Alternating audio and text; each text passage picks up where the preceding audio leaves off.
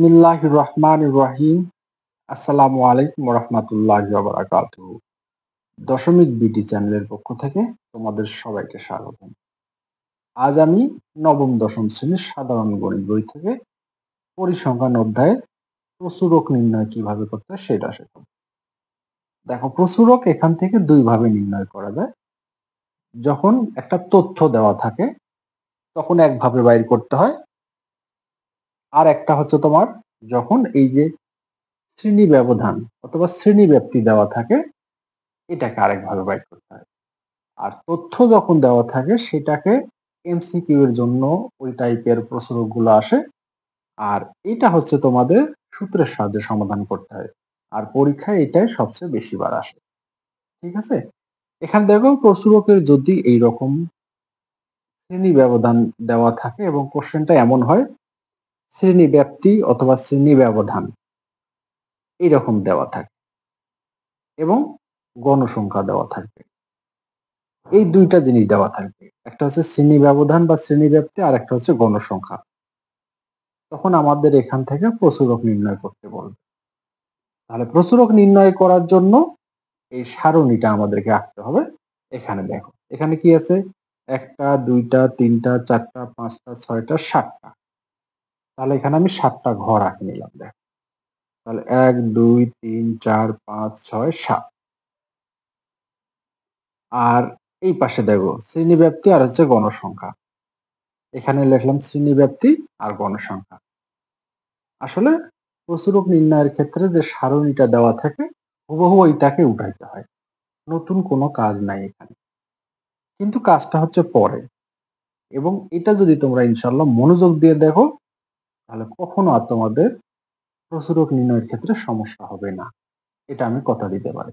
ঠিক আছে, এখন তোমাকে যে কাজটা করতে হবে সেইটা, প্রচুরক নির্ণয় করার জন্য যে সারণীটা দেওয়া থাকবে এখান থেকে দেখতে হবে গণসংখ্যা বেশি আছে কোথায়।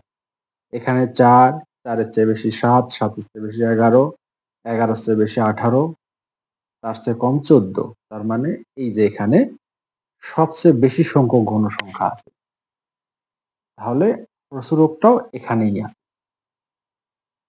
বুঝাইতে পারছি তোমাদেরকে?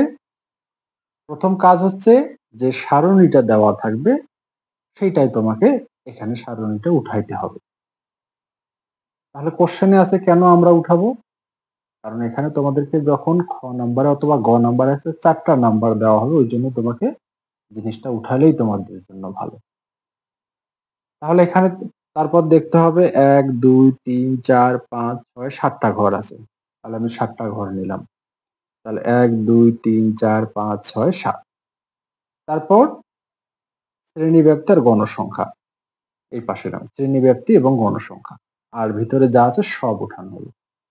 তারপর তোমাদের কাজ হচ্ছে গণসংখ্যা সবচেয়ে বেশি কোনটা, এই যে 18, এটাকে নির্ধারণ করা বা সিলেক্ট করা। তারপরে তোমাদের কাজ হচ্ছে এখানে একটু লিখতে হবে, এখানে লিখবা এখানে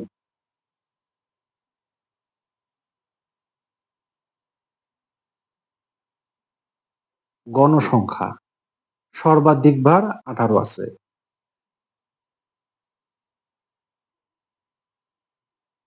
গণসংখ্যা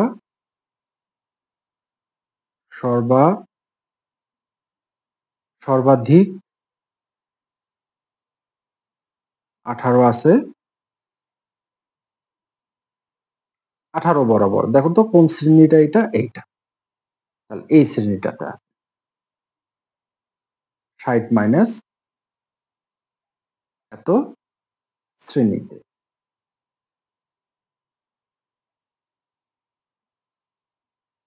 এটা তোমাদের কাজ, এটা তোমাদেরকে একটু লিখতে হবে। অতএব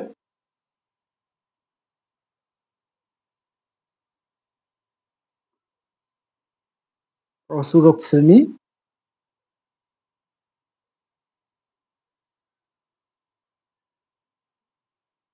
এইটা 60 মাইনাস মানে 60 থেকে 64। ঠিক আছে, এইটা তোমার হয়ে গেল প্রথম স্টেপ। তাহলে আমি আবার রিপিট করব। দেখো এখানে তোমাদের কাজ হচ্ছে গণসংখ্যা সবচেয়ে যেটা বেশি সেইটা তোমাকে নির্ণয় করা।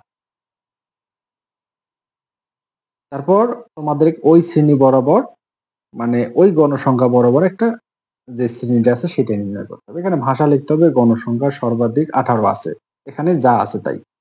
এখানে 18 আছে বাট আমি ওই জন্য আমি 18 লিখি। এত আছে কত শ্রেণীতে, এই যে এইটা শ্রেণীতে। অতএব প্রচুরক শ্রেণীটা হচ্ছে এত। তাহলে এখান থেকে আমাকে সূত্রে যাইতে হবে। তাহলে এখান থেকে দেখো আমি এখানে একটা দাড়ি দিলাম, তারপর লিখবো এখানে। তাহলে প্রচুরকের সূত্রটা কি বলতো, এটা তোমাদের মুখস্থ রাখতে হবে।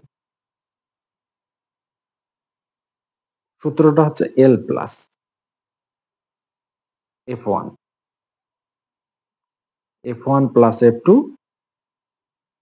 ইন্টু হচ্ছে এইচ। এটা হচ্ছে সূত্র। এখন আমি মানগুলো কোথায় পাবো, এল এর মান কোথায় পাবো, F1 কোথায় পাবো, F2 কোথায় পাবো, এইচ কোথায় পাবো। এখন আমাকে এই মানগুলো বাইর করতে হবে। মানগুলো বাইর করার জন্য দেখো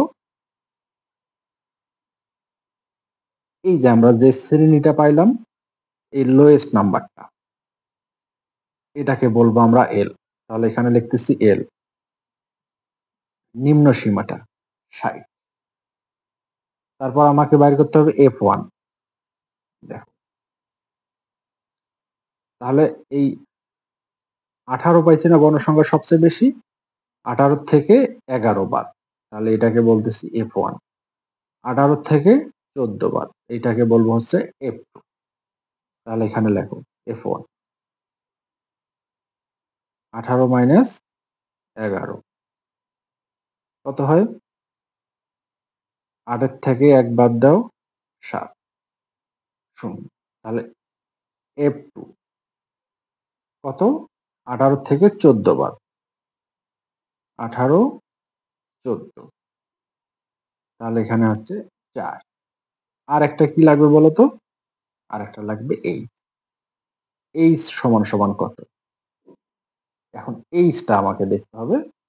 এইচটার ক্ষেত্রে একটু মনে রাখতে হবে। দেখো আমি তোমাদেরকে বোঝাচ্ছি, যদি তোমাদের কখনো শ্রেণী ব্যাপ্তিটা বা শ্রেণী ব্যবধানটা এইরকম থাকে, মনে করো 2 থেকে 4 আছে, 4 থেকে 6 আছে, 6 থেকে 8 আছে, এইরকম যদি শ্রেণী ব্যাপ্তি দেওয়া থাকে বা শ্রেণী ব্যবধান দেওয়া থাকে, তখন এইচ বাইর করবা এইভাবে, বড়টার থেকে ছোটটা বাদ, তার থেকে 1 বিয়োগ, আর তার থেকে বড়টার থেকে ছোটটা বাদ, 4 থেকে 2 বাদ দাও 2।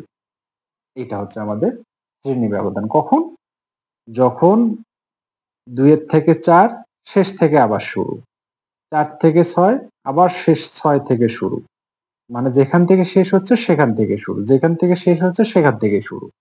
এই ক্ষেত্রে আমাকে এইচ বাইর করতে গেলে বড়টার থেকে ছোটটা বাদ দিলে যেটা হবে সেটা। কিন্তু এখানে একটু দেখো, এখানে 45 থেকে আছে 49, আবার 49 থেকে কিন্তু শুরু হয়নি, হয়েছে 50 থেকে।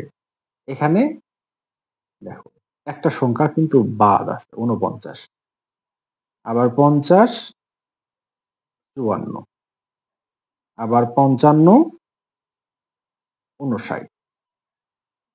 তাহলে এখানে দেখো যেখান থেকে শেষ হয়েছে সেখান থেকে শুরু হয়েছে, কিন্তু এখানে যেখান থেকে শেষ হয়েছে পরের সংখ্যাটা থেকে শুরু হয়েছে 50, 54 55 থেকে শুরু পরের সংখ্যাটা। ওই জন্য এখানে আমি এইচ বাইর করলে এইভাবে করব, বর্ডার থেকে 49 থেকে 45 বাদ, তার সাথে 1 যোগ করতে হবে এখানে।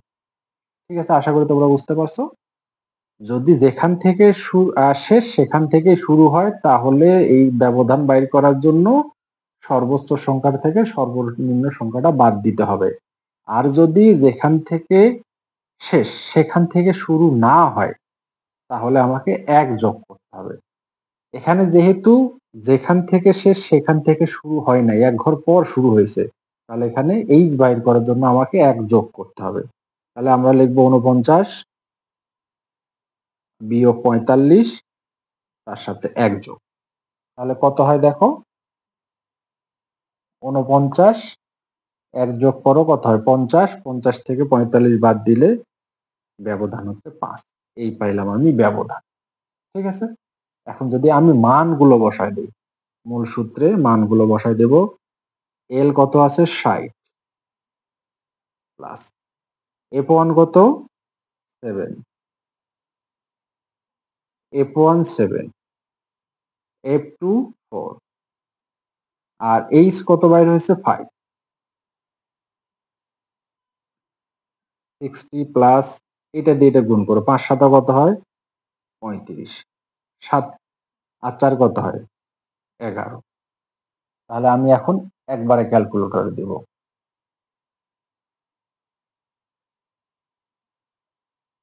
ক্যালকুলেটর যদি আমি একবারে দেই তাহলে এখানে আছে 60 যোগ ব্র্যাকেট 35 ভাগ হচ্ছে 11 ব্র্যাকেট ক্লোজ ইকুয়াল 63.18 18 18 18। তাহলে আমি লিখতেছি হচ্ছে 63.18। এটা হচ্ছে আমাদের প্রশ্ন। ঠিক আছে, আশা করি তোমরা বুঝতে পারছো। ইনশাল্লাহ তোমরা যদি আমার ভিডিওটা ভালো করে দেখো তাহলে তোমাদের প্রচুরকের কোনো সমস্যা হবে না।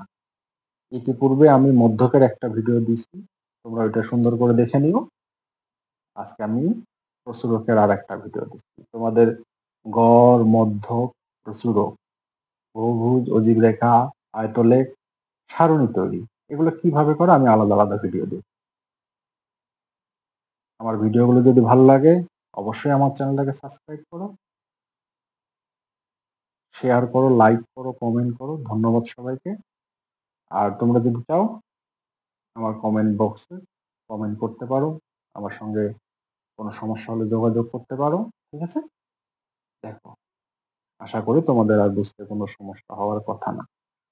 আসসালামু আলাইকুম ওয়া রাহমাতুল্লাহি ওয়া বারাকাতুহু।